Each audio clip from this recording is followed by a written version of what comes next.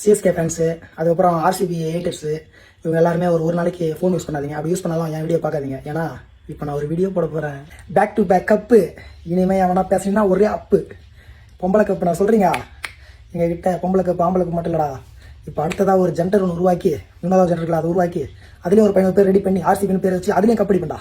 இன்னொரு கலாச்சிங்க, எங்களுக்கு ஒன்றும் பிரச்சனை இல்லை. 2 கப் அடிச்சிட்டோம். அப்போ கூட உங்ககிட்ட எங்களா பேசுறது. இன்னும் 3 கப் அடிச்சிட்டோம். நாங்கள் 5 கப் வச்சுருந்தீங்க பொழுது போடா மஞ்சள் பார்க்கணுங்களா. இந்தியான்னு வந்தால் கோழிக்கிட்ட தான் வரணுவாங்க. ஆர்சிபி வந்தாலும் கோழிக்கிட்ட தான் வரணும் பொழுது. பாவம் எல்லாரும் ஒருத்தர் அவுட் ஆகிட்டு போகும்போது தனியாக வரணும் நின்று மேட்சை முடிச்சு கொடுத்துருக்காரு.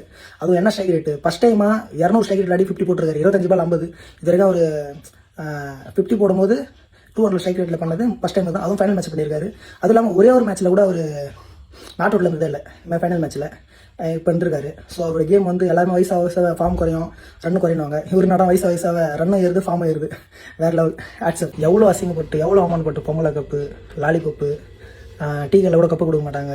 ஒரு தடவை கப் அடிச்சிட்டிங்க, ஒரு தடவை கப் அடிச்சுட்டு ஒரு கப் அடிச்சுட்டு இவ்வளோ ஆடுறீங்களா அப்படின்னு கேட்ட எல்லாருக்குமே இந்த 2வது வெற்றியை நாங்கள் பதிவு பண்ணுறோம்.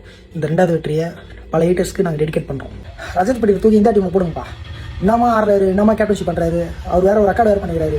டோனியை ரோஹித் சர்மா மற்றபடியாக பேக் டு பேக் கேப்டனாக கப்பாயம் கொடுத்துருக்காரு ஐபிஎல்லே.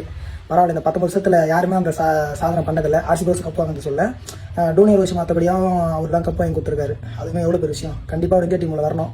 இந்தியாவுக்கும் அவர் கேப்டன்ஷிப் பண்ணணும் என்னுடைய ஆசை. அதுமாதிரி சூரிய வன்சி நல்லா ஆடி இருக்காரு. நிறைய அவார்டு வாங்க போகிறாரு. அதை வெயிட் பண்ணி பார்க்க தான் போகிறேன். ஸோ அவருமே வந்து இந்திய டீமுக்குள்ளே வரணும். என்னுடைய ஆசை இது 2 தான். அடுத்த வருஷமும் நான் கப் அடிக்கணும். ஏன்டா டே 2 இல்லாமல் உங்களுக்கு இன்னும் வர தேவைன்னு கேட்கலாம். ஆட்ரிக்கு கேட்டு ஆட்ரி 6 மாதிரி ஆட்ரிக்கு பச்சை நல்லா தானே இருக்கும். அடுத்த வருஷமும் நாங்கள் தான்.